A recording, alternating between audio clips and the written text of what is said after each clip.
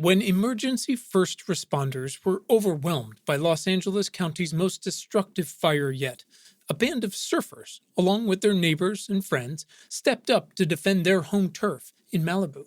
Their devotion to home drove them to show up for their community during the fire and for years afterward. And now, a model they call the Community Brigade program could change everything, leading to more lives and more homes saved during the increasing wildfires across not just California, but the world. Join reporter Ayana Cargill from KCRW, NPR's All Things Considered, Crooked Media, and more, as she investigates a wildfire story that is not depressing, but is, in fact, a clear hope for the future. Listen now to Sandcastles, an award-winning podcast about home, how we create it, and why we fight so hard for it.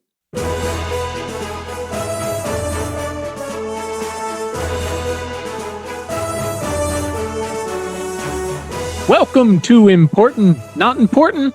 My name is Quinn Emmett. And my name is Brian Colbert Kennedy. That's right. And folks, we're back. We're back. This is the Science Podcast. That's for people who give a shit. Right. Our guests are scientists, doctors, nurses, CEOs, journalists, engineers, farmers, investors, activists, educators, policymakers, even a reverend. Wow. Yeah. And a quick reminder, you can send us questions and thoughts and feedback to us right on Twitter at importantnotimp, or you can email us at questions@importantnotimportant.com. That's right. You can also join tens of thousands of other smart people and subscribe to our free weekly newsletter at importantnotimportant.com. That's right. And Brian, this week we are talking about how to invest in defeating climate change. Wow. Tell them who our guest is today, Brian. Well, sure. Our guest is Boris Khentov from Betterment. And I have to say, this was an incredibly thoughtful conversation about what it means to participate in something like the climate fight, where investments are going, and how you can position yourself for both relative safety and success. That's right. No promises, but lots going on, and things are hopefully going to transform for the better with a lot of work, a lot of participation. It's going to require the kitchen sink, and part of that is sustainable investing. And we're so lucky to have Boris on to talk us through that. Brian, let's go do this thing. See if we remember how to do it. Here we go. Okay. Our guest today is Boris Khentov, and together we're going to find out how you can invest in the future and help fight the climate crisis along the way. Boris, welcome. Hi, pleasure to be here. Absolutely. We're pumped to have you. Thank you. Thank you very much. I guess a good way to get going is just do like a quick intro, Boris. Just tell us really quickly, who you are and what you do. Sure. So I'm the Senior Vice President of Operations at a company called Betterment, which is an online financial advisor, money manager. We've been around for about 11 years, launched in 2010, and we help our customers save for retirement and for whatever financial goals that they may have, for house down payments, kids' college, vacations, things like that. We at this point have about 600,000 customers, and we manage around 27 billion for them on their behalf, and including your general kind of investing accounts, IRAs, 401ks, things of that nature. Nice. So you guys are small Awesome. fries, is what you're saying. Well, it's funny. We still, in many ways, feel like we're small fry because we started out kind of built this company from nothing. I've been with Betterment for 8 years. When I started, it was maybe about 15 people, and we had something like 10,000 customers for something with like 50 million or whatever. So the exponential growth definitely year over year. You, on the one hand, definitely become attuned to the fact that things are changing and the scale is totally different, but the culture is still, it's a 300-person company. And when you're dealing with, the Fidelities and Vanguards and Schwabs as your primary competitors, like we still are tiny in many ways, right? Sure. I mean, it says a lot, and we'll get to this about just this decade that you guys have been alive, and what the rise of passive index funds and things like that have meant towards that exponential growth. It's just it's wild. I've heard of this awesome, saving man. money that you speak of. So, but I haven't really been able to put it into practice. So maybe we could talk after that. Yeah, well, it might be a separate conversation. It is, they say saving is 90% of investing. Basically, just making sure that you're actually putting away sufficient money for your retirement is kind of 9/10 of the battle. And then what happens next is the piece we try to optimize for. Awesome. All right, we will get into it all. Quick reminder for everyone, what we do here is provide some quick context for our question or our topic today, and then we'll get into action-oriented questions that everyone can ask and help do to fix what's going on out there. Awesome. Boris, we start with one important question to set the tone for this thing. Instead of saying, tell us your entire life story, we'd like to ask, Boris, why are you vital to the survival of the species? Oh my God. I encourage you to be bold and honest. Is this like an overt narcissist test? Like, I feel like the high functioning ones are not going to fall for this one. But right, it can be if you want it to be. Yeah, man. I mean, look, you're on the show not just because of Betterment, but which is awesome in itself, but because of the moves you guys have made lately, and you're the author behind a lot of those. Tell us why you feel like you're the one to do it. Yeah, no, it's funny. The second thing I thought was like, well, I'm Russian, and I took in Dostoevsky with my mother's milk. So just the idea that I am essential, it cuts against some pretty deep. I'm just like, my existence has no meaning. Like, I'm dust. This is how am I supposed to answer? But I think, I don't know, like maybe reframing this a little bit as what type of thing am I drawn towards, which I think has value to the world, and I'm certainly not the only one. And I think plenty of people sort of have this approach, and the more the better, in my opinion. I'm really, really drawn to complexity. I just find complexity irresistible. I look for it wherever I can, and then I'm kind of just like a pig in shit. I just figure out like what are all the moving pieces, what's going on here, and just where's the signal in the noise. And then once I'm in there, and once I've kind of had a chance to sort through, or it's really on ongoing basis, just trying to understand a complex system, I compulsively can't resist to then start simplifying that complexity, not to reduce it, and sort of like shed important texture and granularity, but to tell a story. First, I think first and foremost to myself, right? It's pattern matching. It's trying to understand kind of where to focus. And then inevitably to anyone else who will listen. I think that's a really important kind of 1-2 punch of compulsive behavior, which is in order to effect any kind of change, really to drive something that is a long-term process that is not going to provide you with a ton of instant, quick feedback loops, and where success is far from assured, where you have to motivate, potentially millions of people to effect change across like all kinds of, vectors. You want people who appreciate the complexity, and you want people who can summarize that in a message that is simple, that people can actually act on, because most people are dealing with other problems, and they need to be able to trust those who are specialists to sort through the complexity and to distill a simple message that is an action item, right? Or sometimes an inaction item, if the desire to act is sort of irresistible.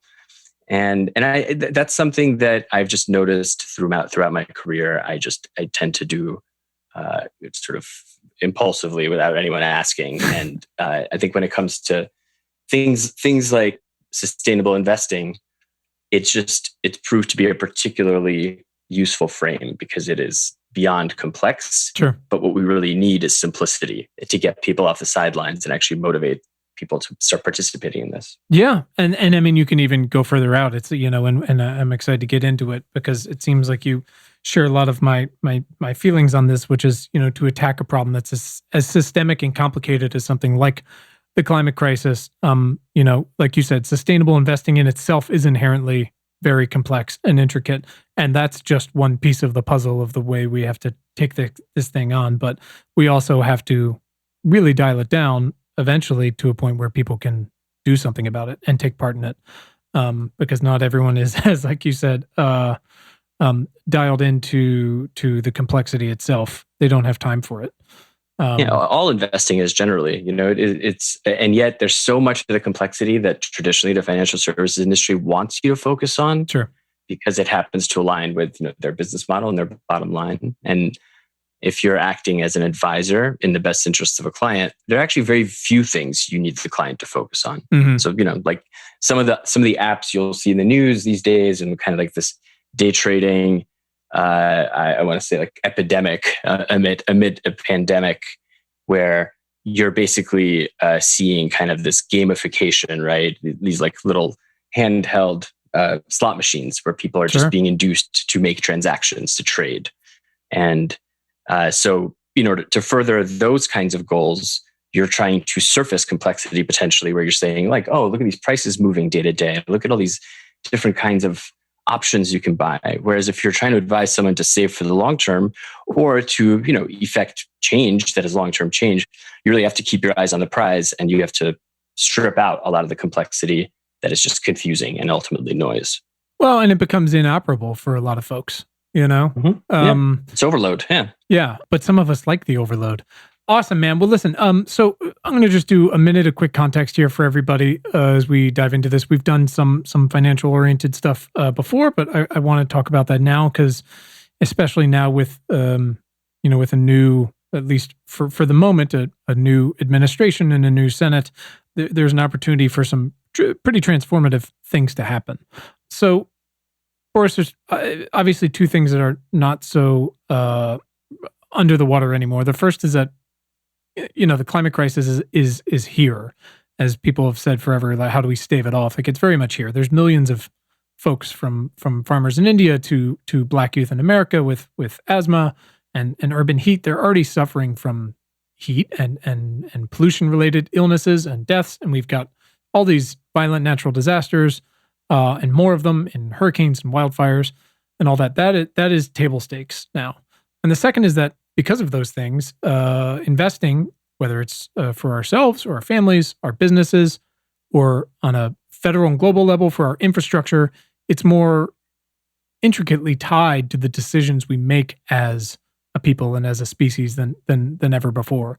There's so many more practical effects, both that we can control and that we can't anymore, that are coming down the pipe. We know more about the planet we live on than ever before, and hopefully just in time, because our runway for anticipating and dealing with volatile change, one way or the other, is very short. There are these current facts on the ground and what we can extrapolate from them, and then there's just a lot of guessing. It's not unlike, speaking of our friend Franklin, it's not unlike being a screenwriter.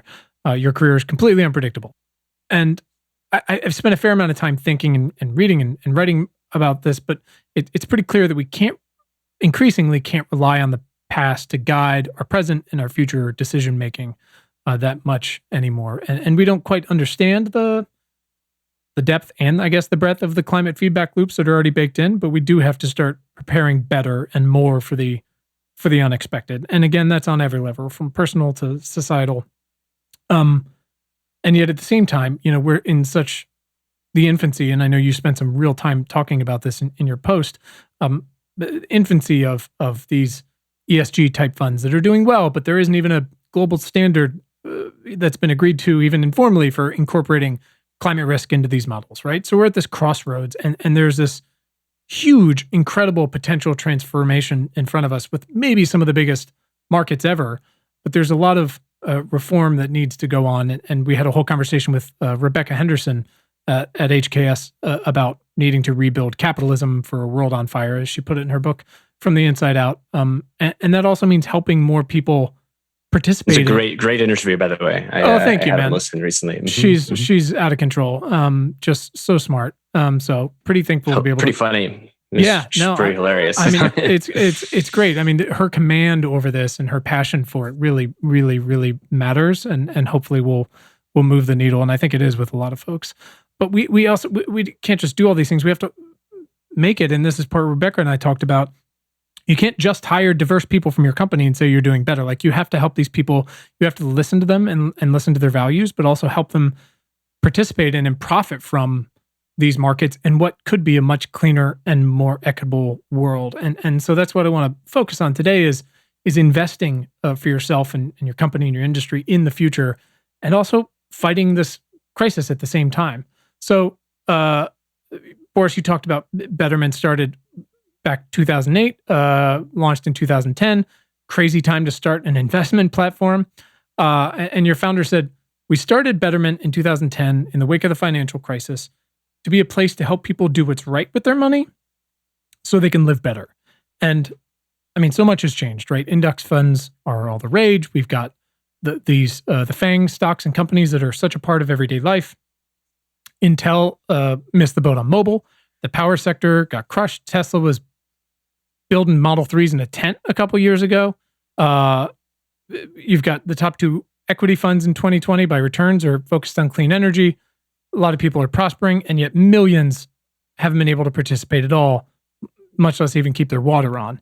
So I'm curious, despite all the volatility now and what's coming down the pipe, why do you feel like Betterment is better prepared for decade number 2 of your existence? And I guess, is that still the goal for people to live better? And what does that mean? The timing is so interesting, right? Because John Stein, our founder, had, he was working in the financial service industry. He was a consultant to major banks, and he worked for 3 or 4 years, kind of leading up to the financial crisis. And what he saw was banks that were fundamentally just not aligned with customer interests, right? And this is the story here of kind of him willing this new type of investing into existence was really born out of a very, very close observation of just the way that the business as usual dynamics in the financial service industry just didn't even make a pretense as to, what the customer actually wanted. I mean, we're talking about banks that are just trying to optimize for like more overdraft fees. And he'd be at meetings where, corporate boards, listening to their consultants, wouldn't even bring up the customer's interests even nominally, right? As like a throwaway. They literally were just trying to drive revenues that were clearly zero sum, taking money out of people's pockets, trying to hide fees, trying to jack up the fees that are sort of, in deep disclosure, all sorts of, backdoor revenue streams, creating the kind of like web of services that is it any surprise that none of this is really, built around the customer and what's good for the customer's financial well-being? No, it's not because these are bad people. It's because the system is set up to encourage and incentivize the kind of thinking that just drives along those vectors. So Betterment was really founded to kind of, he saw an opportunity to like actually speak to customers and build trust by effectively restructuring the business model such that we don't make money in ways that people don't understand. So we don't have an incentive to stuff, various fees into things, because we only have one simple fee. We take it, small percentage, it's 0.25% that we take on a person's, portfolio, whether they're invested, $1,000 with us or $1 million.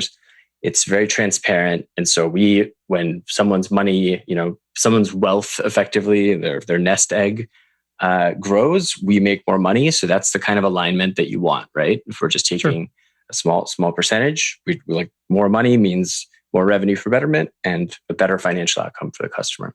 It's that simple, right? And that kind of led to a bit of an online revolution. I mean, Betterment created a category which is we call it digital financial advice, because it is the very low fee that traditionally in the industry maybe was 1%, 1.5%. We were able to get it down to 0.25% because we used technology, because it was fundamentally kind of an online app.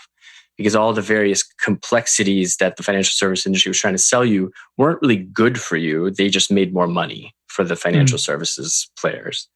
So once you strip out those incentives, it turns out investing advice is really not that complicated for like 99% of the general public, which is buy index funds, diversify broadly, keep fees low, keep driving fees as low as possible, and don't react to volatility, don't react to trends, because our brains, the cognitive biases that we have built in through from eons of operating in an environment that resembles nothing like the world we live in today, they're just going to cause us to make the wrong decisions almost every time. And certainly over time, you are just going to trend down to hurting yourself. So people are thinking that they're kind of trading whizzes because they made a couple of great decisions in a bull market, but inevitably you wind up buying high, selling low, rinse, repeat. And the more you do and the more you fiddle,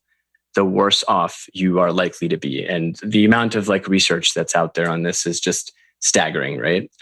It taps into every little lizard brain part of our brainstem, right? The fear when you see things falling, loss aversion, confirmation bias, all kinds of things where we start to believe that we're geniuses because we got lucky after 8 coin flips or whatever, and then we believe that we're a mortal fear because we see a little bit of red on our screen.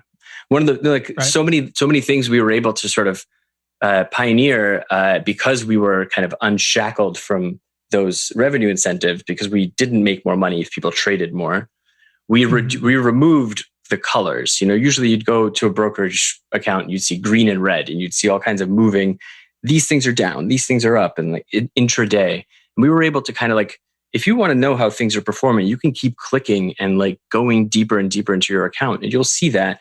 But we're never going to use red because that's a behavioral tactic. That's a cognitive hack to drive your fight or flight.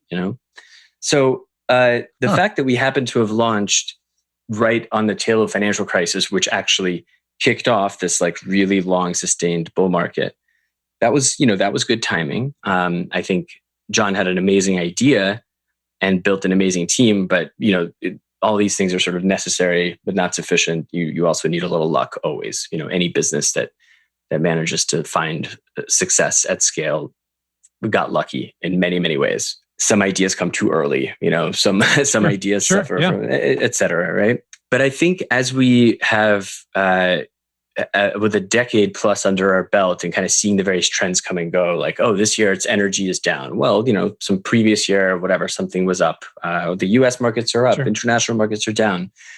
Through all of this, the right strategy, and as fiduciaries, as financial advisors, that we advise to our clients and we build our technology and all the UX to kind of encourage good financial decisions, is to stay the course, stick with a plan, and don't fiddle just because of what you see in the news. So it's really fun to definitely talk about how Tesla has done and how, some particular green energy fund is off to the races. But it's when it comes to a broad investing solution for retirement, all of this stuff, for better or for worse, is noise, and it can distract people from those goals. But when it comes to something beyond purely returns, when it comes to feeling like you are also leveraging your savings, however great or small, towards something that is, a greater cause, things get more interesting, because you are no longer it's no longer sufficient to just diversify across every single stock, across the globe, every single bond, hold the entire global portfolio, which is effectively what, modern portfolio theory, won a Nobel Prize, suggests is, the best risk-adjusted return to long-term investing. This whole ESG, socially responsible, sustainable, impact, there's all these words. Nobody really quite knows what most people don't know. They do all have technical definitions, but the jargon is part of the problem, right? It's an entirely new landscape, and there are so many lagging indicators around what people think, the trade-offs that are involved, and what people are even seeking. Some people think they're trying to integrate their values and feel like they're a part of the solution, not of the problem. Other people think they're actually chasing alpha, so outsized returns. They think, well, by putting a bet, placing a bet on companies that are more, carbon ready, transition prepared, I'm actually going to beat the market. If you ask the average investor who is interested in sustainable investing, well, which is it? Do you want to feel like you're not part of the problem? Do you want to proclaim to the world you're part of the solution? Do you think you're going to make more money this way? Depending on how you've asked the questions, the answer may be yes to all of them, right? So there's still a lot of there's need for kind of clarity to tease these things out. But I think the biggest challenge is that a lot of this terminology initially, it originated from the institutional world. So you've got, the way I joke about this is kind of like when you read a paper about sustainable investing, you can imagine like a bunch of like Belgian technocrats like talking to a Norwegian sovereign wealth fund manager or something, and like it is just it's all rather technical and rather precise and very very academic, and like Betterment has a team of people that are domain experts and they can parse through all these things. But for the general public, these acronyms and these terms, they keep a lot of people on the sidelines because they're not really designed to appeal. Yeah, I mean, what is ESG? Like, do most people know what that even stands for? I mean, before you even get to ESG, we have to talk about the fact that, we've got scientists and CEOs of BlackRock and, like you said, Norwegian fund managers who we can't even define what net zero means versus 40 other terms that sort of mean the same thing but don't. And like you said, that's leaving a lot of people out in the cold because there's people that are honestly trying to understand it that are having a pretty tough time with it. And that's before we get into actual regulations and things like that. Yeah. Yeah, and Betterment launched our first offering that attempted to, kind of speak to our customers' values and integrate those values into their investments. In 2017, we launched a socially responsible investing portfolio, and it was clear from talking to our customers that this was important to them, and we definitely saw some interest, but there was this kind of sense in the investing industry that, like values-driven investing, it's just one of those things that people say they want, but when push comes to shove, they don't really want it. And and sure enough, like our initial uptake was modest, right? We certainly heard a lot of interest that wasn't necessarily translated into like real adoption. But it did start kind of, it grew steadily, and we continued to iterate on the offering and make it like more and more values aligned. But, a lot of other stuff was happening in the world and for Betterment, and it just kind of, it was there and it was growing, but it wasn't the main story. It wasn't grabbing a lot of attention internally. As far as like something we needed to like focus on even more. Sure, but also you could only do as much as society and the world will let you, which is like you said, what does ESG even mean? Much less in 2017. What does ESG mean? Good question. So ESG stands for environmental, social, and governance. Don't ask why that, what is that, a sentence or a phrase or it doesn't quite, but I mean, it is a rather bloodless, but very precise description of these three pillars along which a company can be evaluated on its environmental impact, on its social impact, and its governance. So here we're talking about, I don't know, like, is the CEO, best friends with I don't know, with the board chair, or are there two shares of two classes of stock where the founders or like management gets an outsized amount of votes compared to kind of like general public that's holding common stock. Governance is basically like best practices for how to avoid conflicts and make sure that everyone's accountable. And it, in many ways, like I've a good friend of mine, Tanya Svidler, who's head of ESG at a company called Morningstar. She told me the way it really should be described is it's governance of environmental and social issues. But the fact that it's kind of arranged as these like three separate components, it's kind of confusing. But most importantly, it doesn't really speak to an ordinary, a layperson who is an expert in something else. We all, have our expertise. We all have jobs, or activities where we know something better than others. But this particular thing it only speaks to the technocrats, right? It speaks to the domain experts in investing.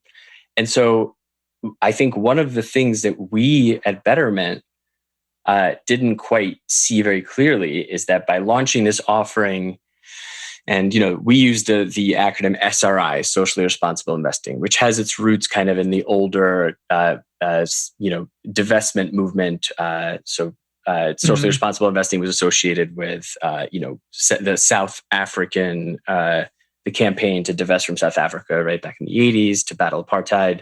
It also it goes even deeper and talks about some of the kind of religious values-driven investment mandates. So we're talking like kind of the ex-vice strategies, where maybe if you are halal, right, you don't invest in interest-bearing instruments, right? Because sure. Islam has prohibitions against that, or maybe the Mormon community, Christian community at large will try to shun alcohol stocks, tobacco stocks, gambling sure. stocks, things like that.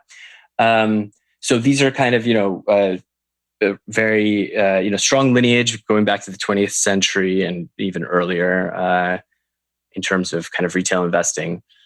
But then headed into the 21st century, we're really dealing with a mishmash of concepts that are increasingly centered around the social justice, climate, and climate justice as the kind of the culmination of all of these sure. Sets of values. And one of the mistakes that we made, I think, at Betterment is assuming that if we put this thing out there and hey, it does all these things, ESG, the E stands for environment, the S stands for social. And if people aren't responding to that with that crazy sort of fervor that industry analysts that write breathless pieces, this year is the year of ESG, millennials love ESG, blah blah blah. Well, it must be the customer's fault, right, that they're not sure. Picking up. But really, I think what we've been missing is because this is an emotional issue, inevitably, right? You are tapping into someone's deepest held beliefs, and it is our responsibility. I think it's the industry's responsibility to meet customers halfway and actually speak in a language that resonates, sure, and kind of move away from this technical jargon. And I think that is really what, for me, in 2019 was. It dawned upon me as a kind of hypothesis, and then it really grew into a revelation. And that's what led to how we approached the problem in 2020. Yeah, for sure. So talk to us about that moment. You went to a protest with one of our very first guests and one of my heroes, Dr. Johnson. Tell us about that. Yeah, well, in 2019, it was pretty hard to ignore what was going on in terms of just public awareness of climate change. Obviously, the people who are involved in this for decades might kind of raise an eyebrow to that. But I think for the general public, it really was kind of a watershed year, right? I remember in the summer, just the entire Amazon was burning, and it was actually in the news. People were paying attention. You had Greta was sailing across the ocean, speaking to the UN. There were things happening on a different scale in terms of public awareness. And that winter, a good friend of mine, Dr. Ayana Elizabeth Johnson, who is a marine biologist, and really, she hates when anyone suggests that she is a climate change scientist, but she's certainly a climate change expert. Because while her PhD is in marine biology, she likes to say the ocean is a pretty big part of the climate. Sure, I'll take her word for it. Seems plausible, right? Yeah, we'll go with it. Yeah, and she invited me to a protest in DC, something called Fire Drill Fridays, which was a partnership between Jane Fonda and Greenpeace and a bunch of other folks to effectively just march on the Capitol every Friday, every week, and draw attention to climate change and call for action. And one of these, I think the very last one in the series, was focused on the role of financial services institutions in climate change. And so Ayana invited me, and I thought to myself, well, this is just a little too on the nose, and I think I need to make time to actually hop on the train. And I'm based in New York and head down to DC for this. Sure. And it's funny because I'm not. I've never considered myself an activist. I still don't. It's very. And I think the reasons for that, I've tried to like interrogate myself on this. Like, what is it about that word and that concept? Like, why have I never tried that on for size and still refused to in many ways? I think, having grown up in the Soviet Union, honestly, it has something to do with it. Sure. I would imagine. It's just, my parents were always on the quote unquote right side of history, right? They definitely traveled in circles which included dissidents. They themselves were not active, but it was understood that the system was bad and wrong and it needed to change. But the idea that individuals would somehow, alone or together, effect any kind of change that's not what history suggests in Russia, right? Sure. That's not. Yeah. In fact, like my parents and just the entire like Soviet generation, it was beaten into them that like you have to keep your head down and that you don't draw attention to yourself. Only bad things can come of those who draw attention to themselves. And history, proved that over and over. And to the extent that activists did something in the Soviet Union, they were martyrs. So activism wasn't a thing that people thought, oh, hey, that's a great way to spend your time because you're going to feel good about yourself and you're going to change the world. It's like, no, you're going to be a martyr, and it's noble, but you're not really going to accomplish much. You just sure. And I think I didn't realize to what extent that really sunk into my psyche. I mean, I moved here as a kid, and I grew up without the fear. I wasn't afraid of speaking up. But I think deep down inside, there was this understanding that, well, you can't really change anything, though. Like, the Soviet Union eventually collapsed. There's no clear attribution as there is in the civil rights movement, right? Or even someone like Ralph Nader, who really single-handedly, did amazing things in the 60s and 70s and 80s for consumers, right, around safety, like real, like amazing accomplishments for the public good.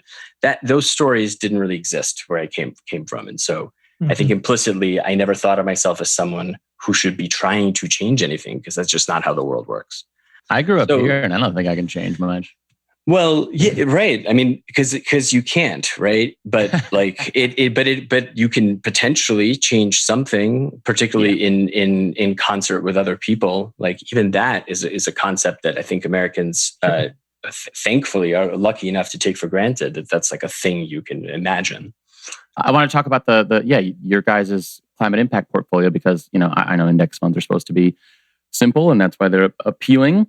But I would imagine that building a portfolio of funds strictly optimized, for divestment or capitalizing on electrification and new energy giants isn't, so easy yet anyway. And that's what your portfolio seems to try to do, though, right?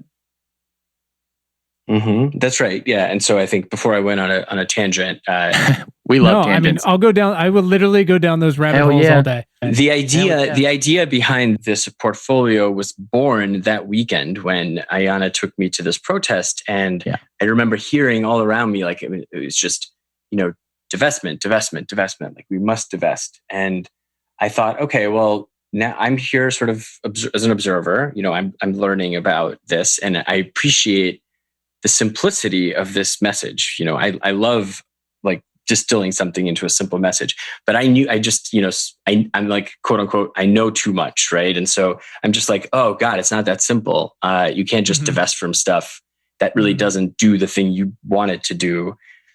For the most part, I kept this to myself, but Ayana and I talked all weekend. I mean, she's so thoughtful and intelligent and curious about all of the fields, adjacent and not adjacent to hers. And she really sort of pushed me to think a little bit about, okay, well, if it's not that simple, what then? Are people supposed to just not do anything with their investments because, quote unquote, divestment is just not enough? And that I really took that as a challenge. I took that back back to New York and back to Betterment, and I started churning on it. I'm like, all right, well, there's a lot of complexity here, and I'm happy to go into why divestment in particular is on its own kind of doesn't quite do the thing that people want to think it should do, people want to accomplish. But most importantly, I thought, complexity aside, what was simple to me was that there was an energy and an emotion and a momentum kind of out on the streets, right? Like these thousands of people were mobilized. Yeah.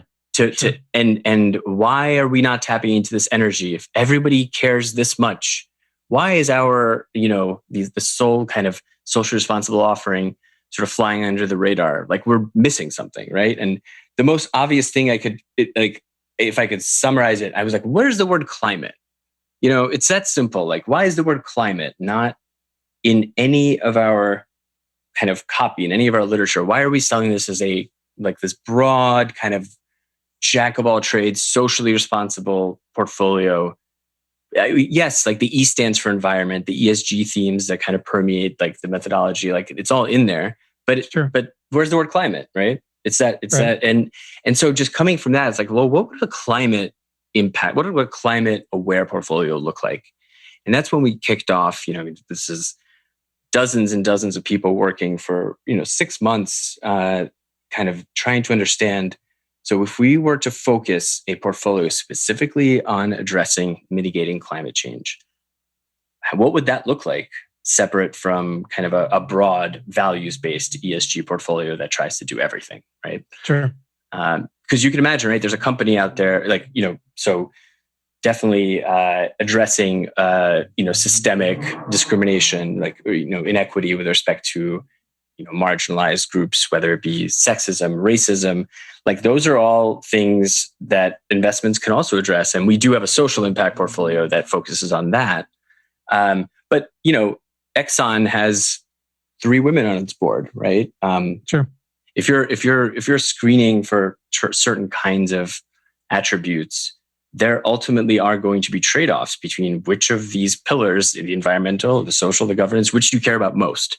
And I could tell that for some people, well, a lot of people, I would wager, I think the climate crisis is a single issue type of thing where it's like, this is the thing I care about most, and I will respond to this. And so, so we kind of set upon this, research and development journey where we thought, so what would a climate specific portfolio look like?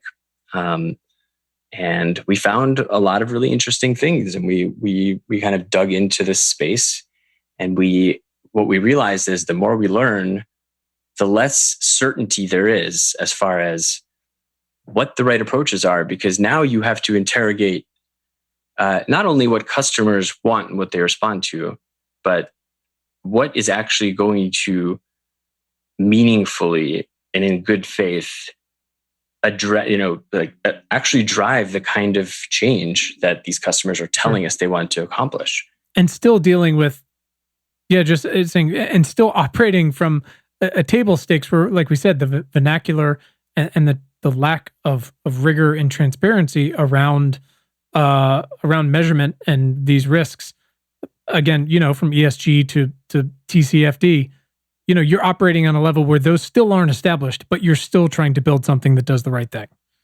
Yeah, absolutely. And the simplicity of divestment, right, is it's just you're faced with this absolutely, terrifying, intractable problem. People feel powerless to stop it, right? And divestment is satisfying and simple. It's like, well, I'm just going to knock these things out or not buy them in the first place, right?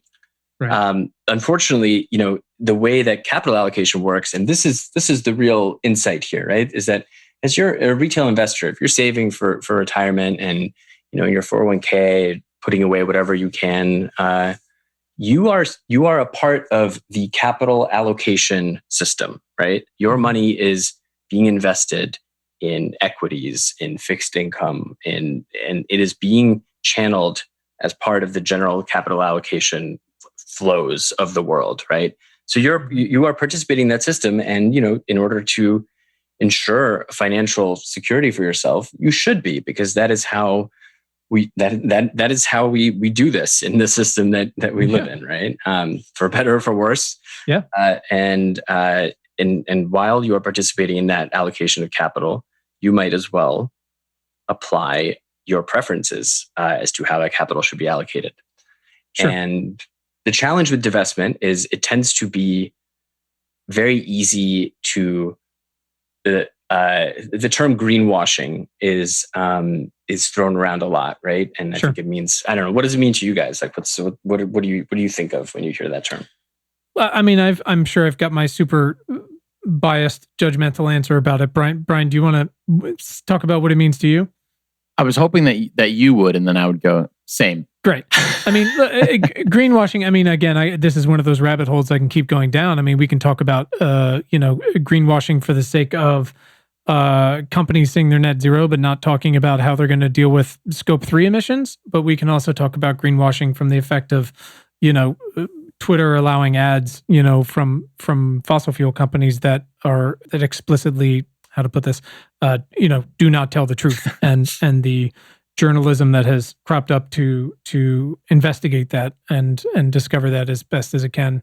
It's an industry. I mean, greenwashing has effectively been happening since. I mean, there's been versions of greenwashing forever, right? From the cigarette companies to the car companies to utilities not taking credit for their power lines starting wildfires. But yeah, like I said, it's both broad and pretty damning, but it is one of the bigger issues I think we're contending with, whether it's deliberate or, a polished PowerPoint. It's massively influential. It's a fancy term for misrepresentation. I feel like that term is sort of new to me, but it sounds like it's just the same bullshit that's been happening forever. And the challenge with that is, there's a powerful incentive, a temptation to omit to the point of misrepresenting when the real thing to explain is hard, right? So you can talk about greenwashing where done in bad faith, where people are just like legit, like, hiding the ball, right? Or you can, but on the other side of the spectrum is, if you're trying to explain to a retail investor how this portfolio or some product you're offering them does the thing they want it to do, it's really simple to just kind of like, you know what? Like Exxon gone, right? Like, whatever, Conoco gone, like all those bad companies that you see like on the gas stations, all those logos, they are not in your portfolio. Here you go. You have a, environmentally conscious portfolio. Now pay me my fees, please. And right? for a lot of folks, that actually does on a very superficial level, like check their box. Right. But I think most people who come to, investment managers, to financial services companies and tell them that climate matters to them, I think they want more than that. I think they want more than just kind of that sense of satisfaction. Well, and that's what I love about your blog post is you were very explicit about like, this isn't going to get it done. Like the thing that you think is divestment, and this is why, and this is also how we're approaching it.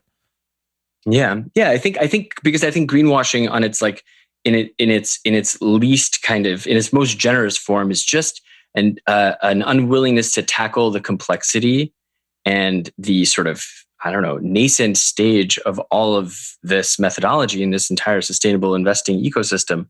And I came into this with, I think the kind of humility that befits a novice. And like the more I learn, the more humble I feel like I become, because it's just, if you are out there selling certainty, then you are just you're inevitably going to engage in some form of greenwashing, right?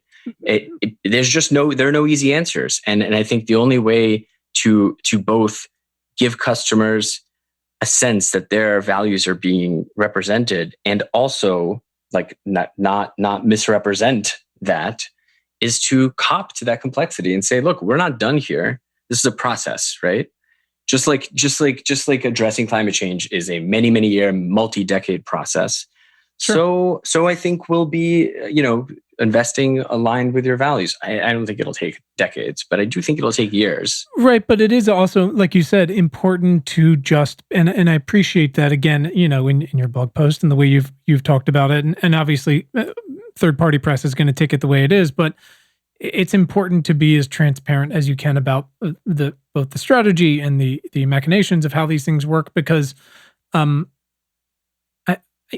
people invest with some people come to it with excitement, and some people come to it with outside expectations. Certainly after the past 10 years, it seems like it's literally anybody can make money doing it.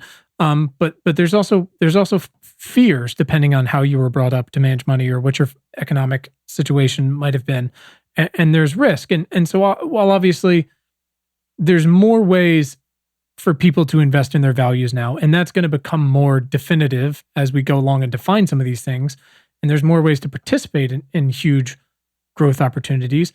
We've also never seen, and this is something I'm curious about how you guys carry forward, and obviously you're not just going to set this portfolio up and pick a couple funds and leave it. There's really never been practical risks like what we're looking at. Some companies are going to be more exposed than others, but risks to physical assets across the board, across the country are real. I mean, you look at what FEMA flood maps are doing to rewrite insurance exposure in the Midwest, right? Or fixed income and mortgage-backed securities. It's a whole new world with something like sea level rise. And we've got all this incredible earth science data, and it's open source, and it's almost live. And so it's interesting because keep trying to exercise this muscle of holding things in two different things in my hands, which is there are companies that must be terrified because they're very exposed and they don't know how to deal with scope 3 emissions. On the other hand, and you've got companies like IKEA and Apple who are saying we're transparently going to try to take those on as exponentially large as they are. But there's also probably some banks and asset managers who are sincerely, trying to figure out how do we lead and revolutionize credit underwriting and risk management, right? How are we going to use all this new data to stress test climate impacts and trying to get ahead on the bonds and the green financing? And I know you guys included that as a platform in the portfolio, but these risks, again, they're in every direction. I wrote this post called like, what are you exposed to? And it's so much more complicated than it's ever been, Microchips are in short supply, so SOX is great, but EVs haven't even taken off yet. You got copper and cobalt's going crazy. But on the other hand, the U.S. is almost completely dependent on China's clean energy supply chain for both EVs and solar panels, much less other rare earth minerals. It's going to take a lot to be proactive and be transparent with folks, as much as you guys are try to automate these things for people to say like, look, we're going to track these practical risks and these developments, and we're going to incorporate them into the portfolio because you can't just divest from Exxon. Yeah, and I think one of the things that we tried to sort of the primary balancing act for us is to recognize that, well, divestment, I do think it has a place in a climate portfolio. I think it speaks to that energy and that momentum that is, I think activism, the more I kind of appreciate like what is the value and the role of like the voice in the streets, it's to change the laws, right? It is ultimately to build public support around legislative reforms, because as long as certain activities are legal and profitable, then capital will flow to them inevitably.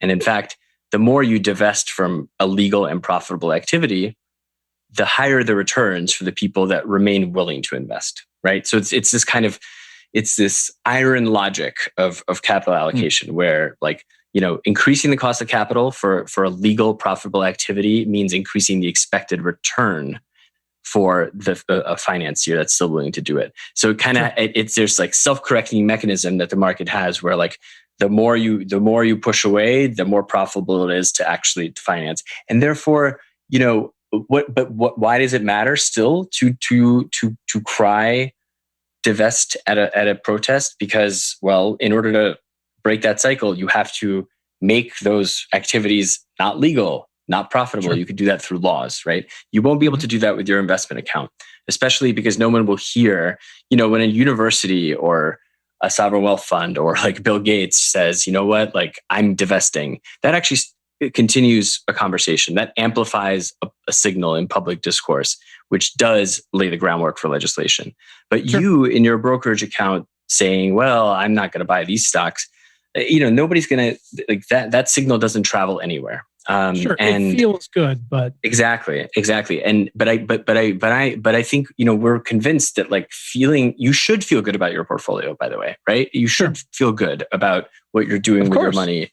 But I think people want more than that. And I think the challenge is that the more than that, the more sophisticated kind of methodology that recognizes that every company in the global economy has a carbon footprint, and that we need to score companies based on how they're managing that footprint. And that needs to be done relative to their peers in the space. So, if you're, I don't know, a mall operator, well, there are mall operators out there that are intentionally sort of like managing their carbon footprint to be the best in class, right?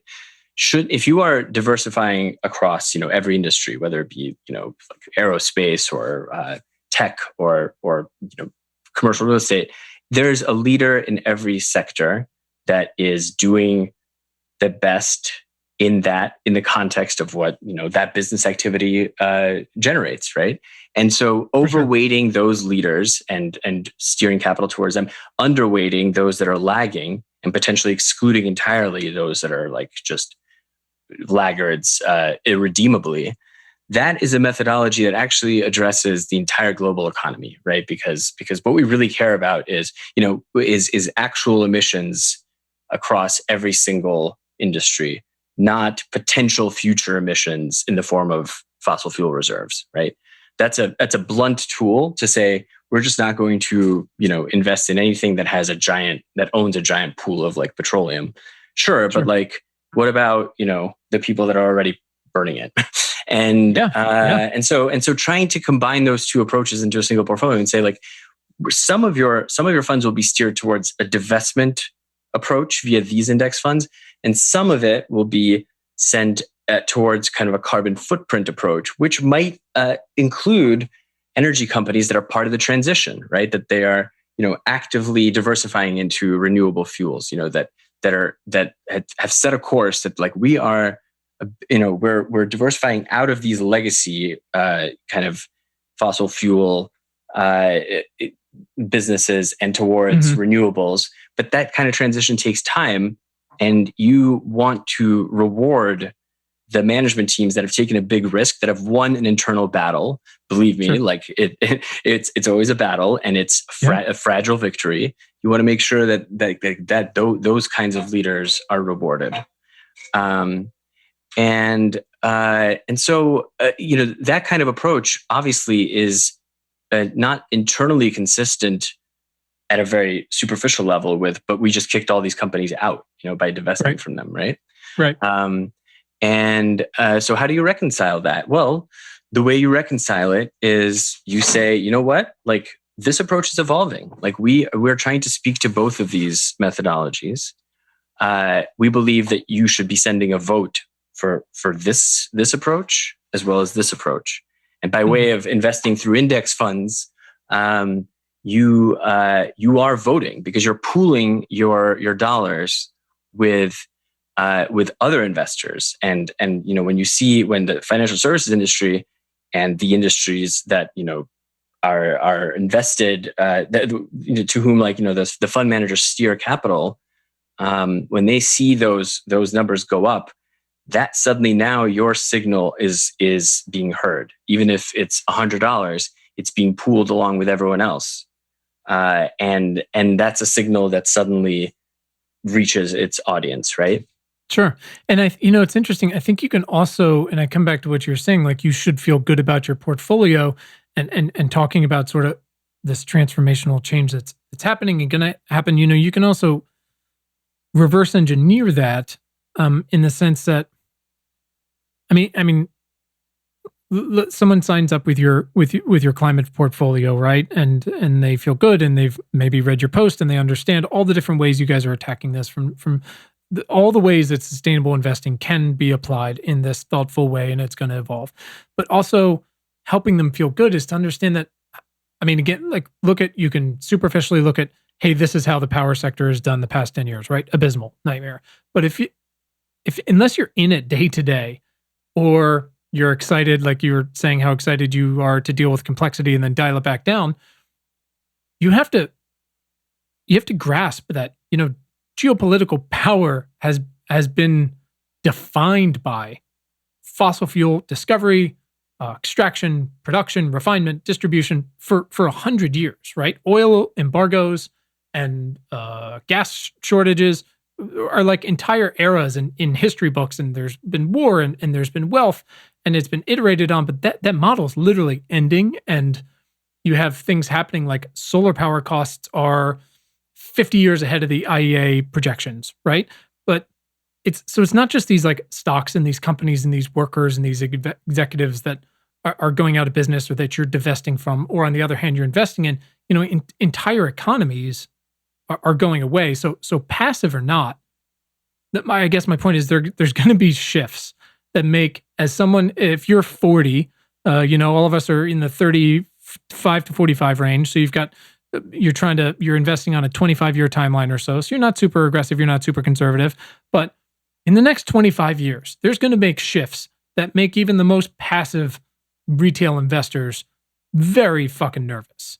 And it seems like instruments like these and transparency and being proactive, helping basically hold their hands through this, to help them focus on one of our big things is like what you can control and what you can't, seems advantageous. I'm just trying to reverse engineer that and think of the benefits of why to do something like this, looking forward and going, we don't know much, but we do know a lot's going to change. Yeah, look, I think this is super early innings, right, for sustainable investing. I think a ton of people who know all this stuff better than any of us could dream of learning will admit that like we are just sort of setting out and figuring out what kinds of approaches actually capture the complexity of this investing. The beauty of index funds is that, as long as you are broadly diversified, you are not going to really miss out on which sectors are, surging versus which sectors, might be kind of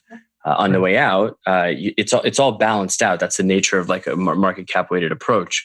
But there are a ton of really interesting index funds that are in the works that are either just barely launched and haven't reached the kind of scale that we would be comfortable with yet recommending, because we're assessing, does this fund trade liquidly? Like, is the liquidity sufficient where we could, put a customer into this? Is there sort of future? Is there a trajectory, in good shape that we don't think it's just going to like disappear in a year?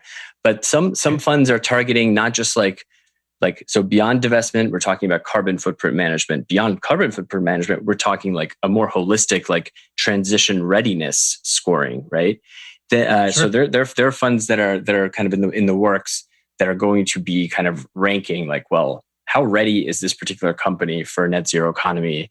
And it would the sort of thesis that like the ones that are more ready are going to perform better in the long term, and that this is not yet properly priced into their, to their market prices. So that's a view, right? Whether or not like that is an interesting thing to incorporate, we'll evaluate, right? There are some other funds that are going to focus on shareholder engagement, which is, well, now that you bought the shares, what do you do with them? Like you actually, negotiate with management and push them to, rather than just use your capital allocation kind of to like reward and punish by, buying and selling, you can also then engage further and push for actual change by influencing management's decisions. There are funds that are going to be focused on that. So that's really interesting. And I think the approach we've taken with our climate impact portfolio is from the very beginning, we've said, this is a work in progress, and anyone who tells you otherwise is probably obfuscating, probably painting over some kind of complexity that might complicate the story, right? Yeah. We think it is a complicated story. We are here for you, and we are going to be working full time to continue to untangle the story. And as interesting options, as evidence, like mounts that something should be included into this approach, we'll do that for you. Like you just tell us this matters to you, and we'll do the rest, right? And so that really, I think, sets the right tone, which is to say, like, we don't know what the answer is. We just know that this matters. And we're going to be working 24/7 to continue to drive this offering closer and closer to what you told us is important to you.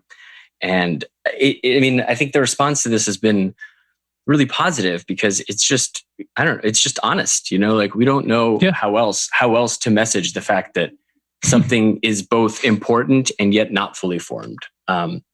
That's the best we can do. Yeah. All you can do is be earnest about it. Yeah.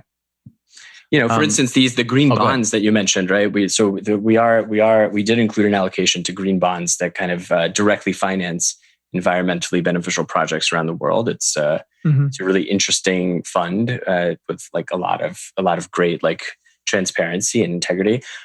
But that being said, this is a world that's evolving quickly. The SEC just appointed the first ever ESG advisor.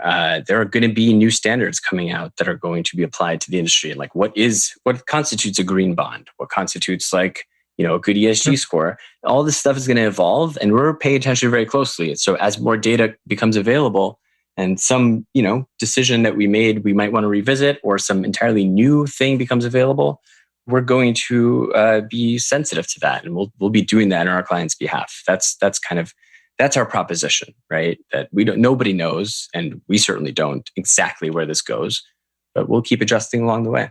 That's all you can do. I love this. I'm gonna delete my Acorns app off my phone and switch to Betterment as soon as this conversation is over. Hell yes. I love Acorns. Great company, by the way. Yeah. Good. Of course, I have no idea what I'm doing. Brian, sort of take us home to the last third of this. Yes, our the whole reason we do this, our action steps. So Boris, as we get into them, I'd like to just quickly talk about your background and role. We have plenty of scientists and policymakers in our community, investors and CEOs and farmers and astronauts. But there's also probably some folks who are still trying to find their way into the climate fight. You got a JD, and then you were a computer engineer for a few years before joining Betterment, and you're the SVP of operations, right? Mm-hmm. Yeah. Is it typical that you'd be the person to write about the quantitative methodology behind your company's experimental new climate portfolio? No, I guess not. But then again, startups kind of exist to create atypical outcomes. I think I've been very fortunate to really pursue kind of what my personal passions are in light of, I think, what our customers want. And I was a tax lawyer for a few years out of law school, and so I worked on Betterment's tax efficiency products for years. We have all kinds of automated services, tax loss harvesting, et cetera, things that really kind of try to squeeze out as much return for our customers while sticking to our broadly kind of diversified portfolio strategies. I think I was fortunate enough that my interests kind of aligned with where it seemed like our customers were asking us to go. I was a computer science major coming out of college and was a software engineer for a few years before law school. I mean, I think it's just these days, right? It's all done with computers nowadays, I think is the expression. Right. And so that was just a helpful foundation to. I haven't written a line of code in, I don't know, a decade, but I know how it works. So I know what it can do and what it can't do, generally speaking. And then, being a lawyer for a while and being able to kind of like parse through really dense regulations. Well, a lot of our business is heavily regulated, and trying to understand where the rules are, why they exist, how we structure our offerings in a way that are aligned with the policy behind securities regulation. That was obviously a big plus. And now as things are emerging in this nascent space where it's not so much that there are laws, but there are principles, right? And the law is just kind of an expression of, I guess, natural law, right? Is like there are things that, an average person with an average knowledge of the legal system who, never went close to law school, which is good for them, right? Because they could avoid some serious student loan debt. Different conversation. They understand, right, intuitively that, well, you're not supposed to misrepresent something. You shouldn't, point to, you shouldn't say 2 + 2 = 5, right? And hide your work. Like, and that's not, you don't need laws for people to like appreciate that don't do that, right? And so I think kind of as these principles around ESG start coalescing into actual written guidance, like real regulations, it'll be a really interesting time, I think, certainly for me personally, to kind of apply whatever I've learned over the years, and also to leverage that and channel it into technology. I think technology, for good reason, as it gets a bad rap these days, because in many instances, it's not used towards, a customer's well-being. It's not used towards the general public's interest. It's certainly not necessarily used towards kind of like in the interest of the planet, but it can be. And I think just having the right incentives in place, having the right business models, and kind of staying true to the course and making sure that you're aligned with those outcomes the technology is just a tool, right? It is. Sure. It doesn't have a mind of its own. So how do we channel this tool towards the change that we want to see? That is where I see certainly Betterment's mission and my own personal mission as well. I love that. I mean, thanks. We're just always, again, we've got all these incredible people that listen and read our stuff, but there's always folks coming up in finance or law or engineering or liberal arts like me, trying to figure out how to, they're trying to figure out how to operate inside or outside the box to participate and drive this transformation or, drive infectious disease planning or biotech or whatever it might be. So it's always so helpful to hear people think about how they got to where they are and where they're going. All right, Brian, finish this thing up. Let's get Boris out of here. All right. Boris, we always like to, like I said, get into and finish with our action steps. Yeah. We always want to provide those to our listeners so that we can all support you and your mission with our voices and our dollars. So let's get into that. Starting with voice. What are big, actionable, and specific questions that we should all be asking of our representatives to help support your mission? Well, boy, I have a lot of really, really very industry specific and technical thoughts on this. We can just have everybody. But that's what we try to make it as specific and as actionable as they can be. I think what's really interesting, what's an area for there's room here for real public advocacy is I mentioned that kind of the step that is involved that's kind of fundamental to index fund investing is that once you have selected kind of a fund manager that is managing according to your values and according to that mandate, that fund manager then holds the right to vote your shares on your behalf. And there's some really interesting things around that system where kind of the big fund giants that are, the Vanguards, BlackRocks of the world, they historically have not approached this voting duty as one of material importance, right? This is kind of like housekeeping. It's just something that an index fund manager doesn't think twice about. Now that like there are kind of environmental issues at stake where there's real a crisis where an investor might say, well, it's not just enough that you've allocated my money to this company and away from that company. I want you to use those shares to vote. The system isn't really designed for a lot of transparency or accountability for how those fund managers vote. Which is to say, they report their votes, sometimes every quarter, sometimes a year later. But people want to know, as these massive $1 trillion kind of entities are using their scale and leverage to influence companies, like, how did you vote on this shareholder resolution? Why can't we know right away? The vote was 4 months ago. Like, why do we have to wait for like a report that summarizes all global activity? Sure. And so one thing that the government can do, the SEC actually releases the results of such votes via kind of a barely human readable feed that will remind you of the early internet days. But they also release it on a quarterly cadence, and it's not clear why they can't be releasing it in real time. If someone, if Procter and Gamble has a shareholder resolution that addresses potentially, deforestation initiatives across their supply chain. And that vote took place in October.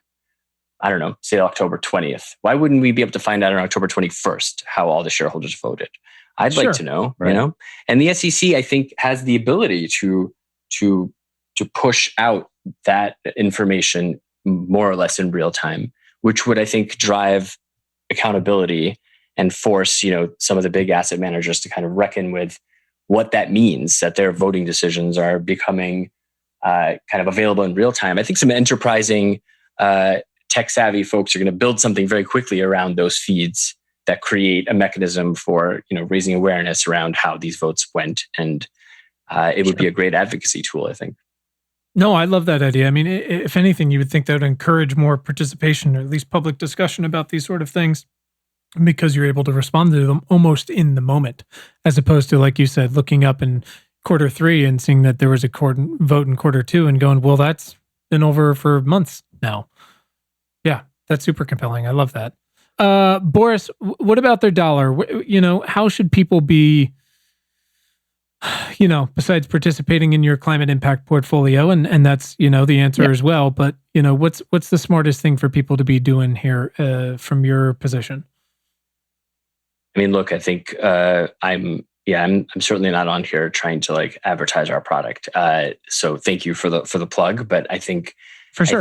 I think first and foremost, people should be taking care of themselves. They should be putting money aside to make sure that they are in a position to prioritize, something that is important to them going forward. So, I mean, it's so important for people to kind of really, really carve out a lot of their mind space when necessary to make sure that they're saving for retirement, because people who are financially secure are people who then have the freedom to participate in movements that advance, the things that we want to see. I wish that this were not a problem, but I think you see these days, I mean, I know it's hard. It's the pandemic, and it's overbearing student loan debt, and it's just kind of, bleak prospects for a lot of folks across the economy.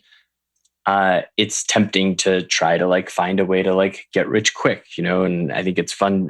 Sure. It's fun to buy a little bit of Bitcoin here and there, but some of the stuff you see that's been happening with, the meme stocks and the day trading, it's a little bit heartbreaking, because it's one thing if you're really just having a little fun with some play money. It's another thing when you read the stories of, someone basically taking out a third mortgage, to speculate on something, because the ordinary folks that are playing this game are inevitably going to get hurt.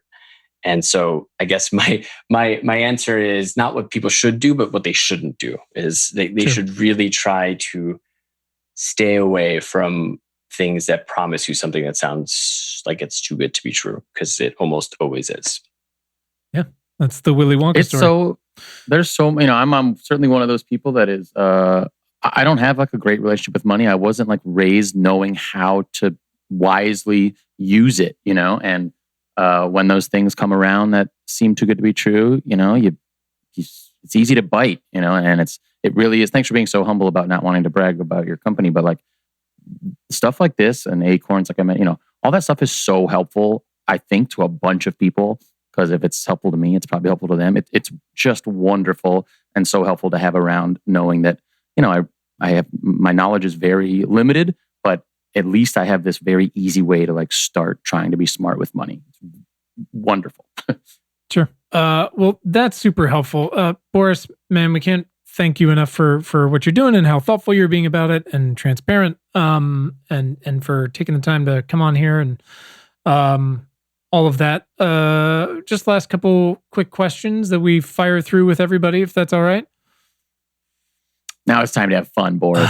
Easy, Brian. Easy.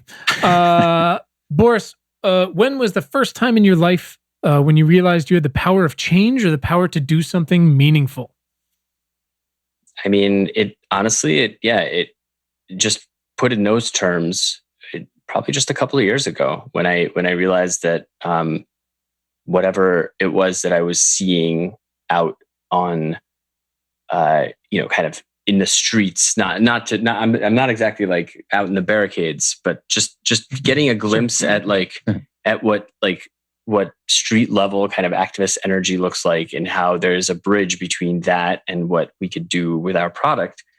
And the fact that, I was able to kind of convey that to my colleagues and galvanize us towards doing something more in this space, like that felt really amazing to me. Seeing that kind of pay off, more than a year later, it's been pretty amazing experience. That's awesome. Boris, who is someone in your life that has positively impacted your work in the past 6 months? Oh gosh, so many people. You pick a favorite.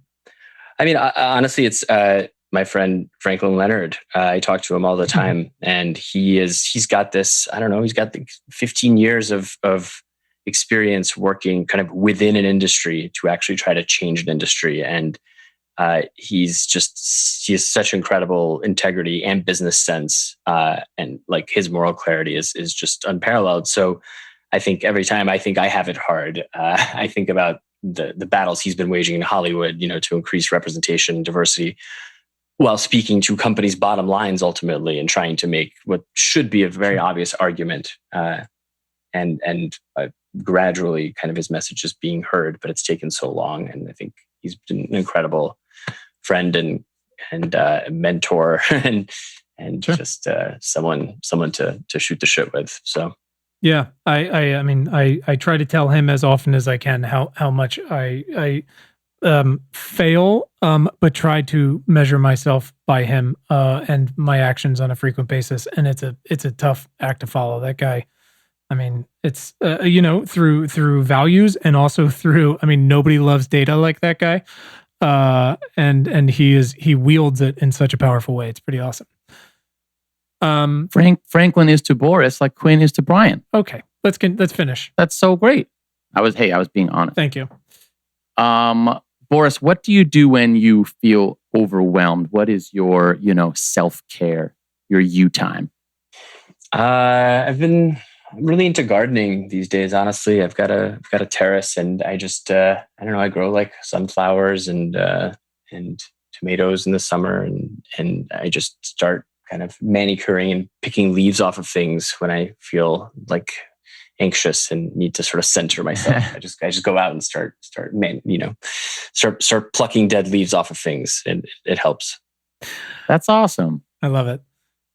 I want a garden. Boris, what's a book that you've read, this year or maybe in the past year, that's opened your mind to a new topic that you hadn't considered before, or that's changed your thinking in some way? We have a really great big list of recommendations from past guests. Well, honestly, it's going back to my friend Ayana. She edited an anthology called All We Can Save, which is a collection of essays. Yeah, I mean, I read that book sort of cover to cover a few months ago when it came out, and it was just so refreshing to.